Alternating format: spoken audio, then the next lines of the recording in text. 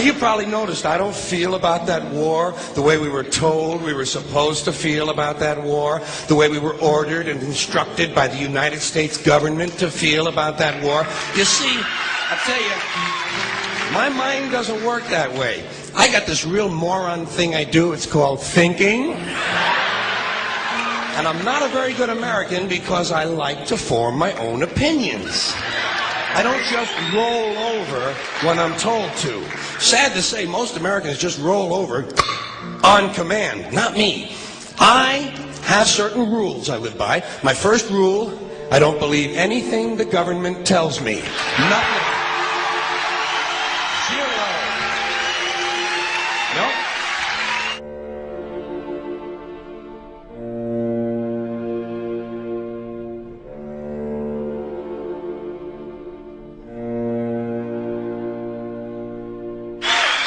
And I don't take very seriously the media or the press in this country, who in the case of the Persian Gulf War were nothing more than unpaid employees of the Department of Defense, and who most of the time function as kind of an unofficial public relations agency for the United States government.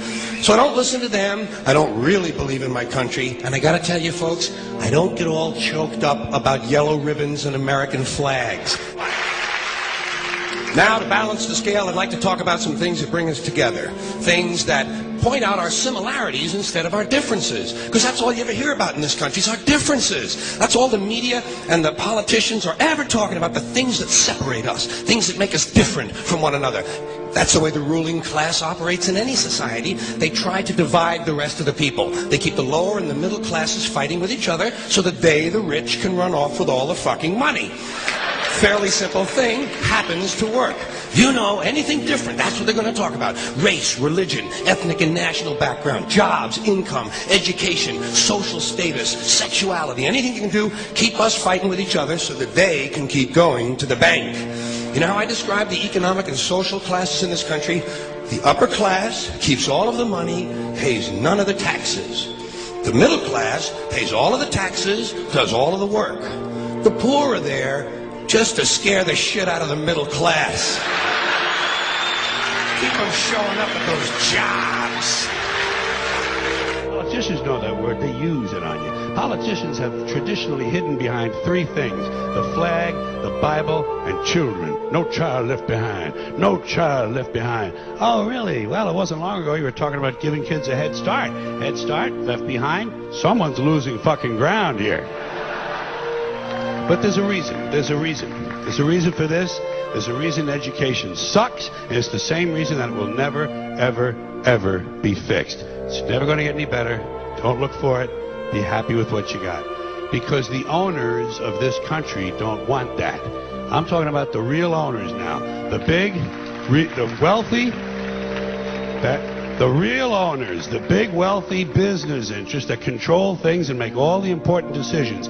Forget the politicians. They're irrelevant. The politicians are put there to give you the idea that you have freedom of choice. You don't. You have no choice. You have owners. They own you.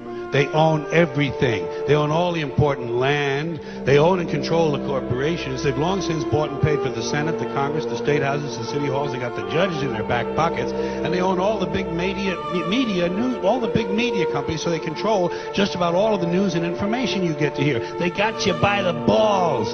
They spend billions of dollars every year lobbying to get what they want.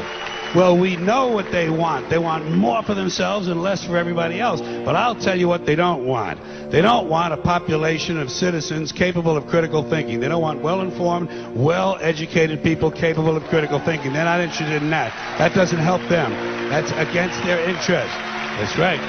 You know something? They don't want people who are smart enough to sit around the kitchen table and figure out how badly they're getting fucked by a system that threw them overboard 30 fucking years ago. They don't want that. You know what they want? They want obedient workers. Obedient workers, people who are just smart enough to run the machines and do the paperwork, and just dumb enough to passively accept all these increasingly shittier jobs with the lower pay, the longer hours, the reduced benefits, the end of overtime, and the vanishing pension that disappears the minute you go to collect it. And now they're coming for your Social Security money. They want your fucking retirement money. They want it back so they can give it to their criminal friends on Wall Street. And you know something? They'll get it. They'll get it all from you sooner or later, because they own this fucking place. It's a big club, and you ain't in it. You and I are not in the big club.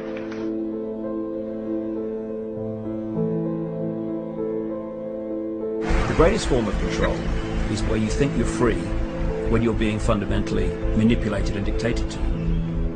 One form of dictatorship is being in a prison cell and you can see the bars and touch it. The other one is sitting in a prison cell but you can't see the bar, you think you're free. What the human race is suffering from is mass hypnosis. We are being hypnotized by people like this. Newsreaders, politicians, teachers, lecturers. We are in a country and in a world that is being run by unbelievably sick people. The chasm between what we're told is going on and what is really going on is absolutely enormous. The greatest hypnotist on planet Earth is a oblong box in the corner of the room. It is constantly telling us what to believe is real. Historically, the control and manipulation of political opinion has been the Freemasons' main weapon in gaining control of countries and states. Once in control of the rulers and politicians of a country, laws and political structures could be changed in accordance with their agenda. However, since restricting the body does not necessarily mean restricting the mind, the Freemason recognizes that their plan for a global government hinges completely on subduing the masses to their agenda, and thus eliminating opposition to their cause. And the greatest threat to their plan, posing more danger than any army or law, is the threat of a free-thinking mind. In order to eliminate this threat and to achieve their objective, the Masons have set about the boldest plan ever devised: the complete control of every aspect of human life, your life. And the weapons they are using against you are in your very homes, entertaining you and your children, and gradually indoctrinating you without you even realizing.